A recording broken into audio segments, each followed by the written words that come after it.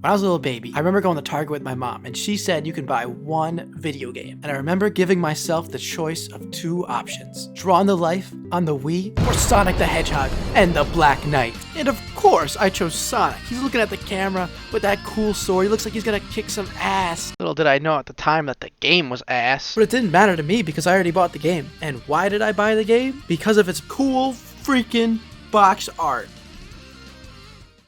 Modern AAA games suck nowadays. Unless you're Nintendo, of course. When you take into account the collapsing industry and the fact that this is the most popular game on the market right now. What happened to Tilted Towers?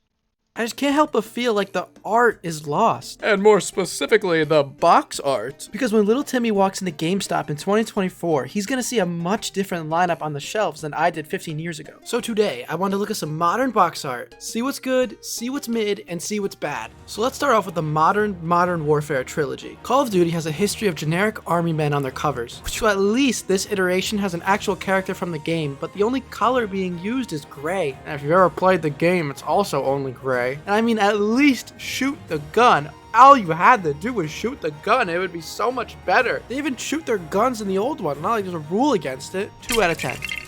So the first one is devoid of color. So let's see what they did for the sequels. Whoa! Buddy, you gotta step away from the camera. That's better.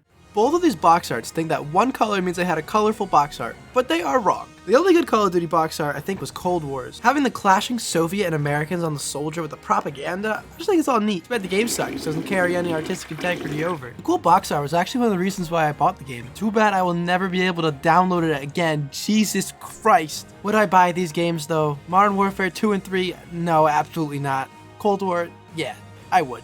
I did. Switching gears to talk about remakes. Normally when a game is remade, they remake the box art as well. Maybe adding a little bit here and there, like how Kirby included Magolor up at the top. But other times they're really faithful, like how Final Fantasy VII handled its remake. I love how they put Cloud's Buster Sword just right front and center. The sword is so iconic your grandma probably knows it. But what happens when the game that you're remaking is split into 3 parts? You gotta start getting creative with some new box art. And get creative they did not. Final Fantasy VII Rebirth's box art sucks. In the context of the game, it's supposed to show how Sephiroth is splitting Zack and Cloud's destinies. But I don't know, at the very least he could have been swinging that thing. And also, general consumers don't know the backstory or the lore. When they're left with no context, it makes it kind of obvious why this game underperformed. Back on the box art though, it just simply comes down to it just being a little too bland. Kind of like the only other PS5 exclusive, Spider-Man 2. Looking back at Spider-Man 2, I don't look at it as fondly as I did. I think this might be because of the Marvel fatigue, but one thing that remained consistent from when I played it to now is that the box art really sucks. When working with an IP like Spider-Man, he just has some of the coolest poses of any superhero ever. I don't know why they went with this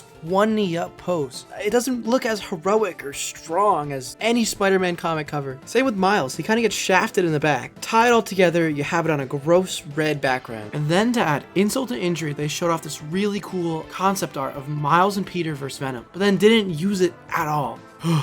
That's a lot of bad, so let's look at some not so bad, but could use some work. Starting with a game I recently platinumed, Like a Dragon, Infinite Wealth. Now this is the 8th game in the long-running Yakuza franchise, but I bet you didn't know it was the 8th. Wait a minute. Whoa. 8.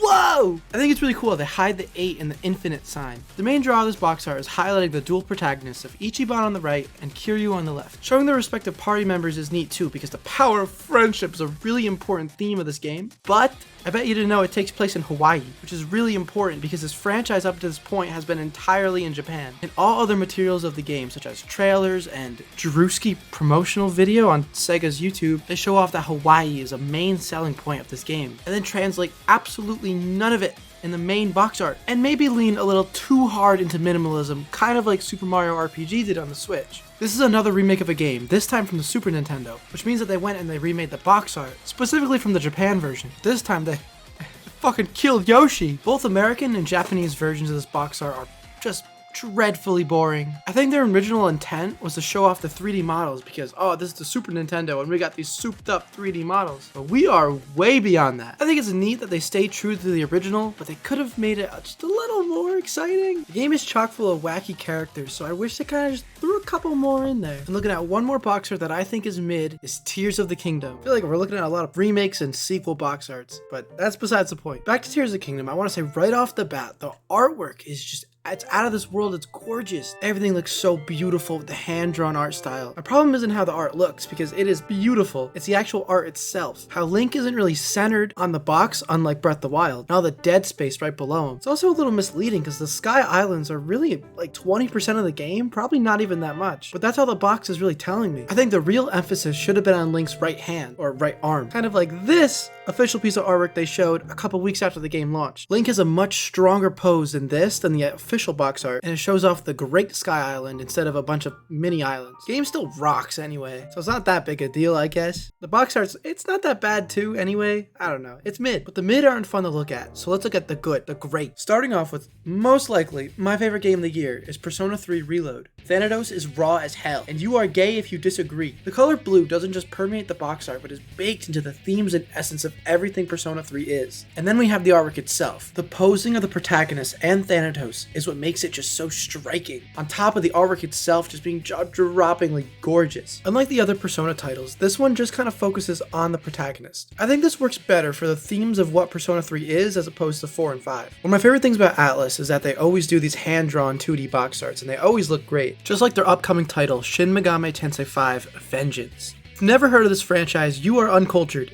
It's really good, I promise. The whole draw of Vengeance is highlighted right in its box art, with that being the 4 new characters that make up the Kodatsu? The name doesn't matter. What does matter is that the cover consists of 4 baddies that I would let ruin my life if given the chance. What also makes this box art stand out is the composition and posing of all 5 characters. You can see in the design how they all meticulously weave together behind the protagonist and distinctly stand out in their ranks. Overall, it is a good job. A sleeper pick that I don't think is talked about enough is Mario Wonder's box art. What I like most about this one, especially compared to all the other 2D Mario box arts, is the composition. Mario takes up just about half of the real estate holding the new Wonder Flower. The flower then reveals what's inside the game, showcasing all the playable characters using the new gimmick. I really like the idea of Mario and the Wonder Flower bringing life and fun to that bland white background. And for this next good modern box art example, there is none?